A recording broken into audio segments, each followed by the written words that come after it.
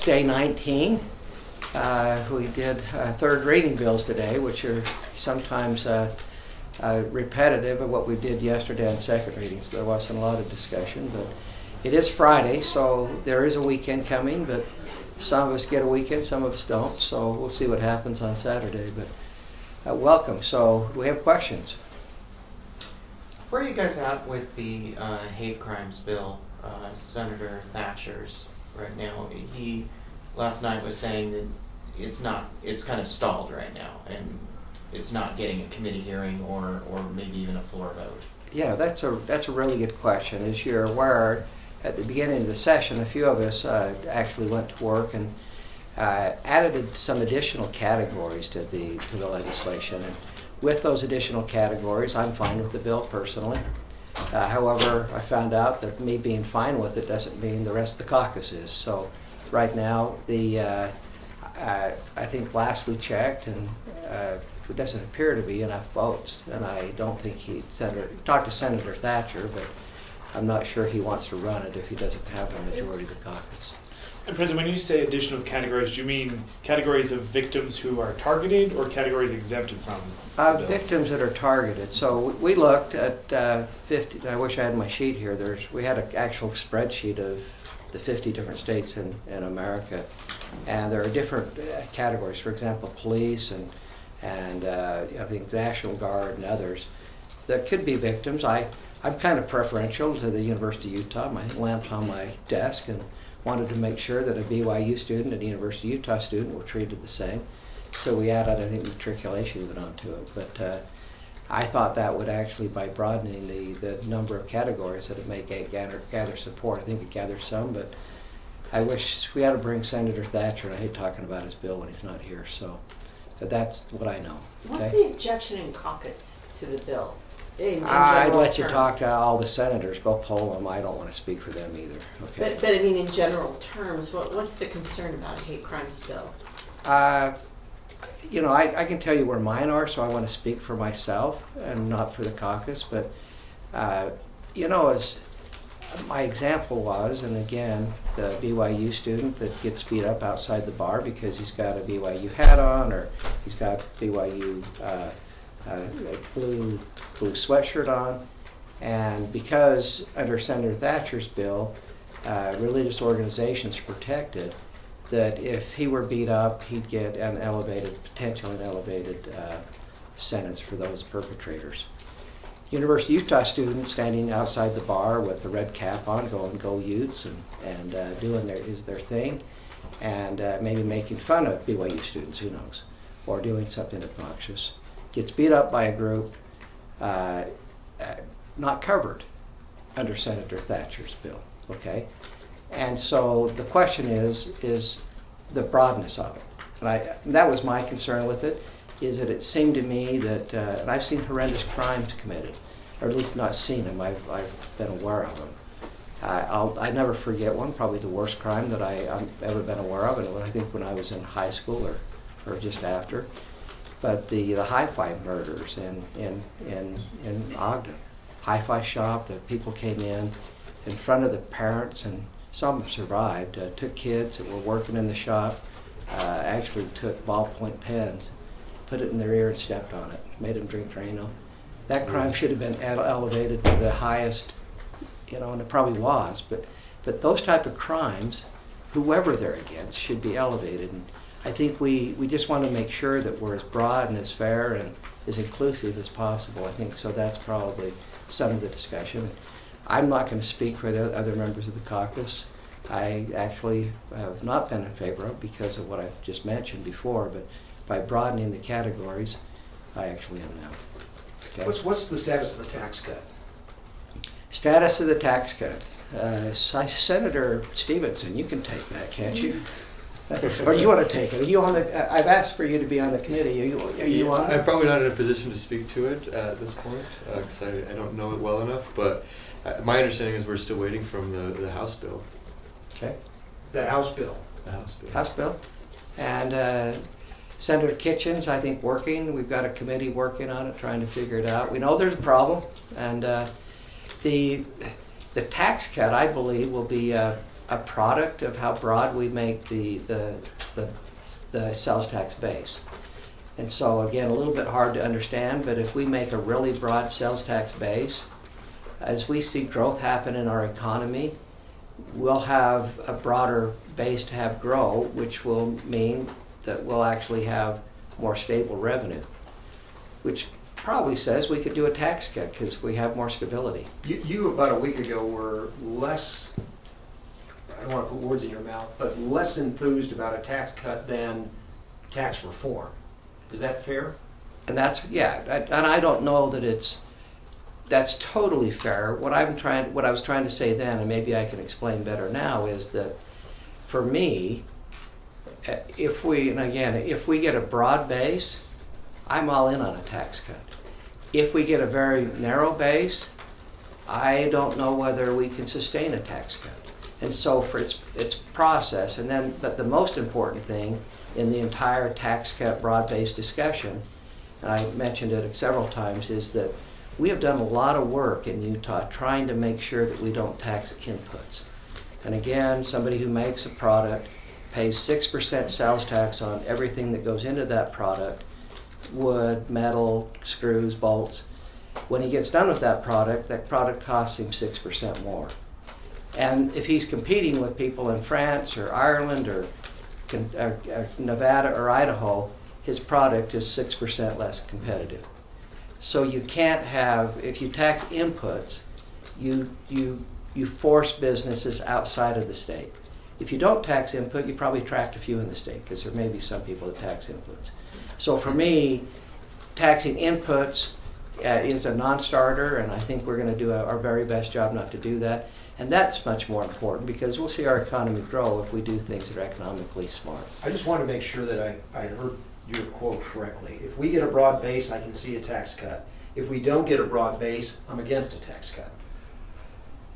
Well, I don't know if I totally say I'm totally against it. It depends on the scope of the broad base, okay? So, and again, if we have a broader base, we can sustain a larger tax cut. The more narrower base, I would be hesitant and probably try to figure out the size of what we could sustain, okay? Yeah. For me, it's all economics and it's numbers. And if we think we have a broad base area to have a tax cut in, then I think I'd be more, the size of it is probably subject to that. If we get a broad base, I can see a tax cut. If we don't get a broad base, I would be hesitant. Yes. Okay. Go back to hate crimes for a moment. Senator Kitchen, thank you for asking it. You about that. Sure. You're good. Wasn't the restaurant that you and your husband have just the horrible subject of a hate crime? How do you feel about the fact that this can't get out of the Republican caucus over here?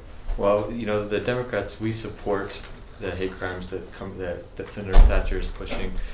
I'm really letting him work his own bill on this, but again, we have 6 votes from the Democratic side. This is an important bill to our constituents and to myself personally, and a number of people in my community, and so, we would like to see this pass and grant protections to people who are victims of targeted offenses, especially when identity or class or race or matriculation is involved. There's a lot of crimes that are committed that we need to be mindful of.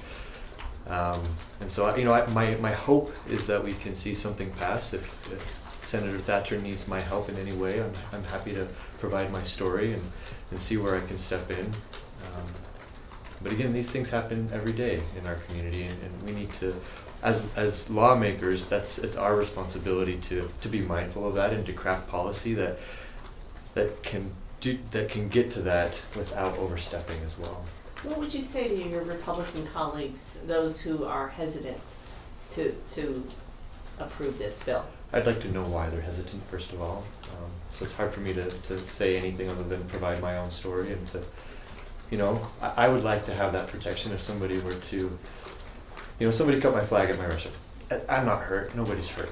That's fine, right? But it sends a message, right? It sends a message, but I think beyond that. Explain that to people, why it's not just a flag being cut. It's more than that, and So I deserves think to about be high treated school, in right? the laws In- more in- than that in your mind. In high school, you might see something written on your locker. That might be the first step toward being beat up in the parking lot, right? And so I think that we need to be mindful of these elevated offenses for people who are targeted because of who they are, right?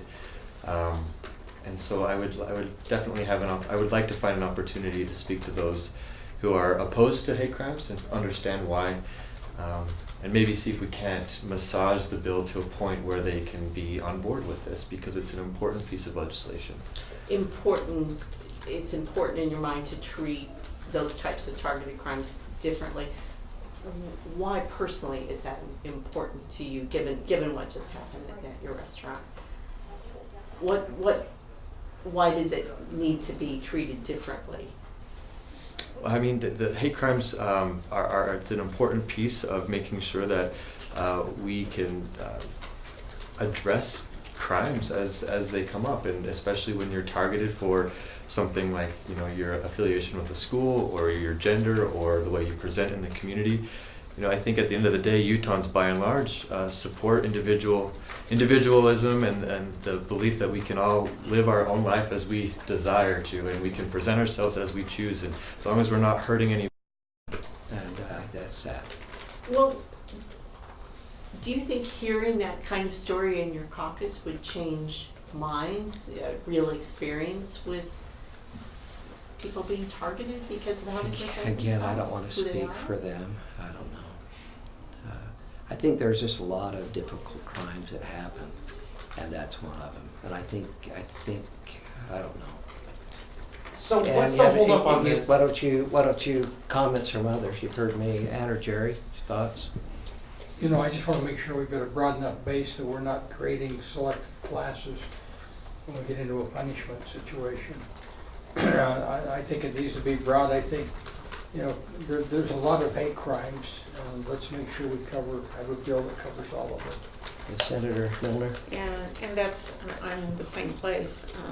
I have had broad experiences and professional roles that I've been in. And this is really hard to make sure how you separate out kind of crimes that are committed against groups, particular targeted groups of people versus individuals, and making sure that you provide that kind of protection across groups. Sometimes it's really easy. Here's one of the things I used to say. Sometimes it's really easy to say, let's focus on the minority group and not say it's important that the same protection may be to a majority group. And that can be with respect to religion, it can be with respect to race and ethnicity, it can be with respect to all different kinds of parameters that we look like. But we have equal protection under the law, and we need to make sure what we put in place guarantees equal protection under the law for everyone. So if I understand it right, it's internal math that's going on here. Is it a policy of the majority caucus that if you don't have 15 Republican votes, your bill goes nowhere? Or because it seems to me if we're doing the math here, even if he doesn't have the 15, he's got 6 from them, that gets you over 15. Senator Thatcher's free to do what he wants. He can run it without. He can run it with only him. He just has to decide that. Okay, I don't think there's no prohibition that I'm aware of. I think he has to decide, but I think he also has to decide. That's a political decision. It's just part of it. Okay. Gotcha. I just didn't know if there was like an internal mechanism that you have to have so many votes before you get a committee hearing. I think there's encouragement, and many times when you go on your own like that, sometimes it does good, sometimes it does damage, but I think he's trying to build consensus, and I think the political process is better served when you have consensus. Okay, I really do. I think we don't want to. This is a hot enough issue, and significant enough issue, and important enough issue. I think you keep working it to try to get that consensus. And real life implications too. So if we don't get the bill right, Yeah. then we'll see it play out in a negative way as well. So we just want to make sure that we have everybody on board and it's a shared understanding as much as possible. Yeah. So, What do you give the odds of that coming out with enough support of the caucus president? What's your sense? You of know, that? I'm not predicting it. I thought with my support it may come out right away, but I'm not, you're asking the wrong guy now. Go ask somebody on the other side of this. Odds are for Okay. horse races, not legislation. So, you know, but it is, I think, and I actually, yeah, it may take time, I don't know. We've worked a lot of hard issues up here, and you hear me talk about the process every day practically, and I love it. And I think it's a process that has to be worked through. Okay. I think a lot of people felt when the Church of Jesus Christ of Latter-day Saints spoke out on this issue that we would see something this session. Yeah, But it sounds like there's still a lot of issues. I think we listen to stakeholders. I think we take their input, but obviously it's not. I think people also work through some of their own issues. Okay. President, we spoke a little bit about Prop 4 on Monday. I just want to make sure we're up to date. Are you Prop 4. Let's see. One. Help me out. Yeah, 1, 2, redistricting. 3. Getting tired here. Now Are we're you down to 4. anticipating any Was there a bills 5? on that topic this year? I think I've mentioned before, I'm confident there's discussions. I'm aware of some discussions. I'm not sure what's going to happen. Okay. There's discussions on all of them, and that's one of them. Okay. So is it still some potential that we might see at this session? Yeah. The question on that one, I think everyone's pretty much aware, is that we don't do redistricting until 2021. Mark, help me out. I think so. We're not into the process until 2021, and we're 2019 now. So we have this year, we have next year, and maybe the 2021 session. So I think there's a lot of discussion. The timing of when it runs is probably unclear. Okay. Thank you. You haven't talked about that in caucus yet. I think we had a few weeks ago some discussion, but there was surely no consensus. Okay. Or no specific proposal. I think there was a discussion about trying to discuss it. Okay, maybe that's a good word, but discussion about discussion. And I think coming from the Democratic caucus, you know, on all these issues, you know, we recognize that there's a role for the legislature to play in cleaning up any initiative and making it better, or, you know, I think for us it's important that we keep the spirit alive of anything, and we're aware that after cannabis and after Medicaid that there's a sentiment in the community that the legislature doesn't respect democracy, and I think that when we talk about redistricting, we have to be extra sensitive and aware of those feelings, and possibly even do a better job at communicating any bill that comes out of the Senate. That's a priority of us anyway. It's making sure that we are addressing the feelings of the community by and large. And whatever we do, it's just really, really important that we try to get it right. And until we think we got it right, I think you probably won't see much. Okay. I think that's with all the others, we've tried our best, and that's anyway. Let's do one more question. So Brian. halfway through, roughly. Halfway. I know it was 4 weeks from yesterday, so we're getting So, close okay, to you're halfway. getting closer. Okay, all right. You're getting closer. We could wish it's halfway. What? A couple of things. One, if you were to grade the session, then if I could piggyback on that on a school grading question. There we go. So. I understand. Okay, A, B, C, D. You want? Sure. What's the grading criteria? Well, the grading.